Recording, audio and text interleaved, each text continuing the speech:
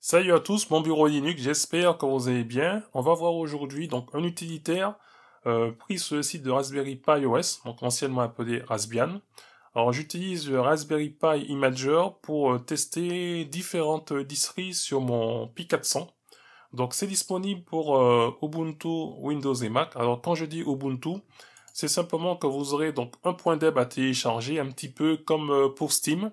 Et puis après, chacun met le point .deb le convertit pour sa distribution. Donc pour la PC Linux OS, j'utilise le logiciel IN pour transformer le point .deb en point .rpm pour l'installer sur la distri. Et après, c'est disponible comme n'importe quel autre logiciel. Donc on va lancer le Raspberry Pi Imager.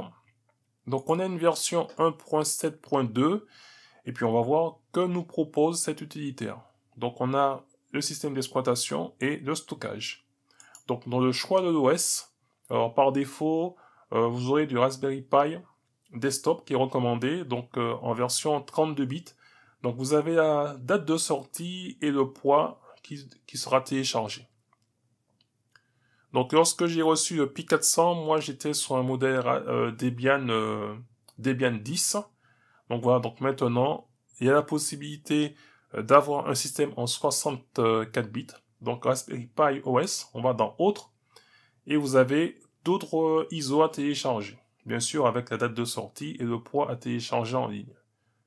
Donc je vous ferai sûrement une démo avec le Raspberry Pi OS en 64 bits avec un bureau.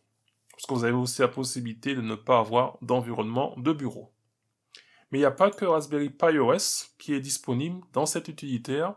Vous pouvez tester d'autres systèmes d'exploitation comme pour Debian, du moins Ubuntu, Manjaro, Apertis et Whisk.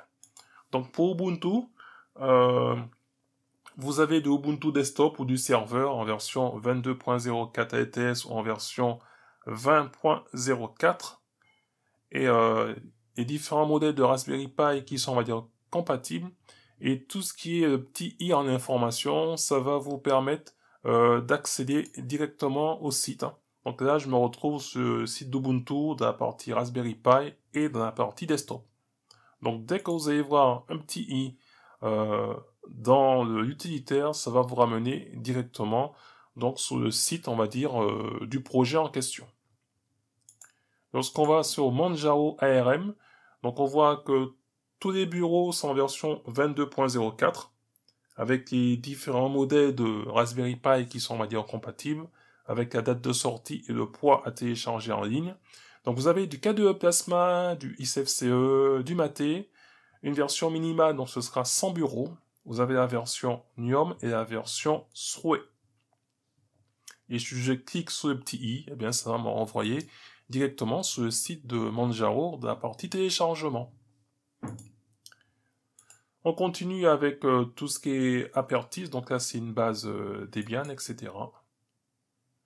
Et vous pouvez avoir des sous-menus dans les menus. Et là, le logiciel Whisk.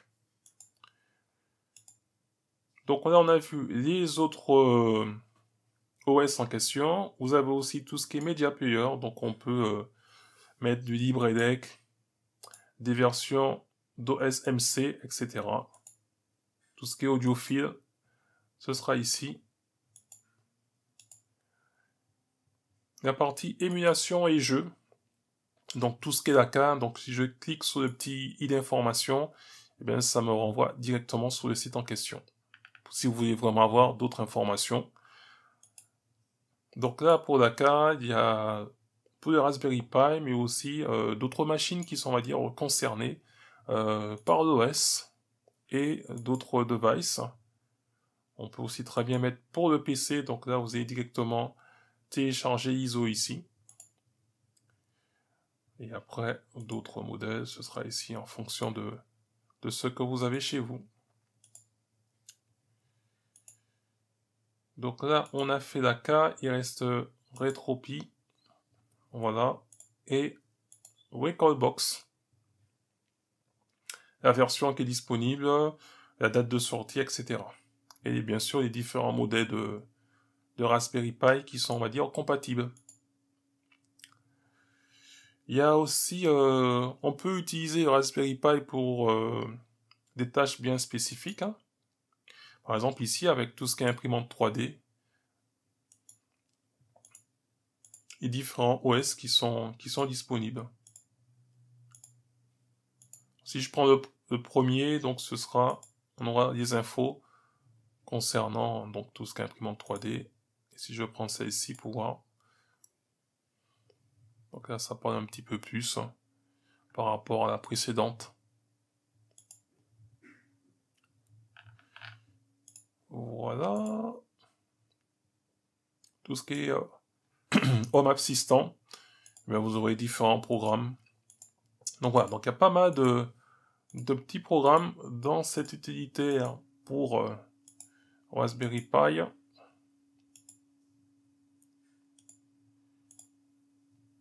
Ici, de vous montrer un petit peu tous les systèmes d'exploitation en question. Par exemple, celui-ci, le TLXOS de ThingLinks, on voit que c'est une version, vous avez une version d'essai de 30 jours. Et après, donc ça concerne, donc là on vient de faire tout ce qui est bootloader. Donc là, on peut modifier, soit le faire depuis USB, la carte SD, etc. Là, c'est pour avoir du multi-boot. Voilà. Et après, on peut directement formater la carte SD, etc.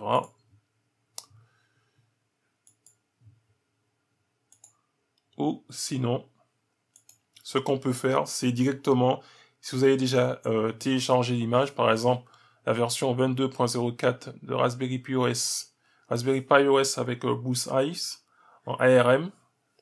Donc, on a la taille, 798 MO, etc. Je fais OK. Je choisis donc le système de stockage, carte SD, SD, etc. Et après, je fais écrire. Donc là, bien sûr, vous aurez une petite notification vous disant que tout ce qui sera sur votre carte sera, on va dire, supprimé, hein. Donc elle fait grosso modo 8 Go cette carte. Et là, je fais oui. Et là, il va écrire sur la carte SD le système d'exploitation. Une fois qu'on va arriver au 100%, eh bien, vous aurez donc une petite vérification derrière. Et après, ce sera OK. Et il restera plus qu'à mettre, dans mon cas ici, un micro SD dans le Pi 400 et de booter dessus. Et bien voilà, je ne serai pas plus long, c'est simplement pour vous montrer comment je teste différents systèmes d'exploitation sur le Pi 400.